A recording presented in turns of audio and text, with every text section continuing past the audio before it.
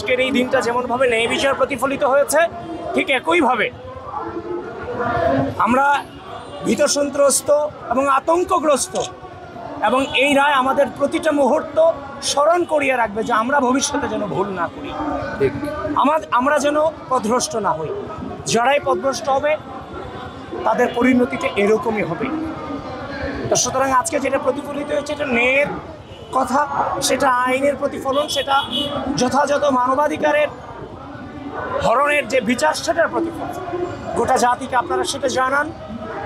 গোটা জাতি একদিকে যেমন এই রায়ের ব্যাপারে একদিকে যেমন সন্তুষ্ট, আরেকদিকে এই জাতি যেন এটা থেকে শিক্ষা নেয়, এটা যেন শিক্ষণীয় হয়ে থাকে। এই জিনিসটাকে কিভাবে হাইলাইটেড করা যায় সেই দায়িত্বটা আপনাদের।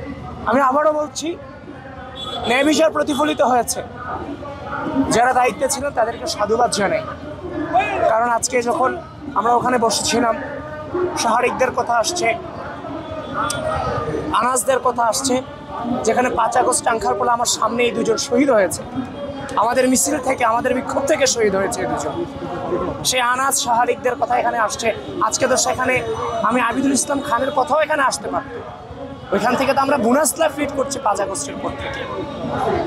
তো পুরোটা সময় অনেক যে স্তব্ধ ছিলাম যে কি দেখছি, এবং আমার সহযোদ্ধা যারা আমার পাশ থেকে শহীদ হয়ে গেছে তাদের বিচার হচ্ছে, সেটাও প্রতিফলিত হচ্ছে, সেটা একটু শান্তি পাচ্ছিলাম, শান্তির বিষয়।